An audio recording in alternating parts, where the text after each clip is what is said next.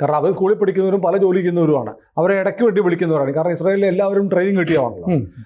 അതല്ലാതെ IDF എന്ന് പറയുന്നവർ വർദ്ധിത വീര്യത്തോടെ യുദ്ധത്തിലാണ്. യുദ്ധത്തിൻ്റെ നടുക്ക് ഗാസയിലേക്ക് നെതന്യാഹു എത്തിയിരിക്കുന്നു. ബുള്ളറ്റ് പ്രൂഫ് ജാക്കറ്റൊക്കെ ധരിച്ച് ഗാസയിൽ വന്ന് പട്ടാളക്കാരെ കണ്ട് അവരോട് നേരിട്ട് സംസാരിക്കുകയാണ് നെതന്യാഹു. ആ സമയത്ത് നെതന്യാഹു നിൽക്കുന്ന ഈ മീറ്റിംഗ് നടക്കുന്നതിൻ്റെ മുകളിലൂടെ ആകാശത്തോട് ഡ്രോണുകൾ ഇങ്ങനെ പറന്നുകൊണ്ടിരുന്നു, സുരക്ഷ ഒരുക്കാൻ വേണ്ടി എന്നൊക്കെ, ഫൈറ്റർ ജെറ്റുകൾ ഉണ്ടായിരുന്നു എന്നൊക്കെ വാർത്ത വരുന്നുണ്ട്.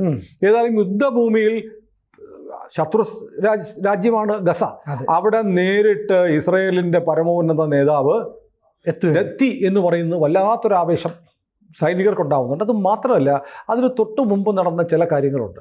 ഒന്ന്, ഈ ഫിലാഡൽഫിയ ഇടനാഴിക്ക് പാരലായിട്ടുണ്ടായിരുന്ന ഒരു പ്രദേശം പിടിച്ചെടുത്തു, മോർഗ് എന്ന് പറയുന്ന പ്രദേശം. ഇക്കാലം അത്രയും ഒരിക്കലും ഇസ്രായേൽ സേന അങ്ങോട്ട് പോയിട്ടില്ലാത്ത അത് പിടിച്ചെടുത്ത് ഇസ്രായേലിൻ്റെ ഭാഗമാക്കി. പിന്നെന്താണ്, സോളമൻ തടാകം, പോണ്ട് ഓഫ് സോളമൻ്റെ പോണ്ടുകൾ തുറന്നു കൊടുത്തു. ഇന്നലെ ടെമ്പിൾ മൗണ്ട് മുസ്ലിങ്ങൾക്ക് മാത്രം പ്രവേശിക്കാനും ആരാധന നടത്താനും ഇതുവരെ അനുമതി കൊടുത്തിരുന്ന ക്രൈസ്തവരുടെയും ജൂതന്മാരുടെയും ഏറ്റവും പവിത്ര സ്ഥലമായിരുന്ന ടെമ്പിൾ മൗണ്ട് ജൂതന്മാർക്ക് തുറന്നു കൊടുത്തു. 180 പേരെ ഇതിലെ കയറ്റി.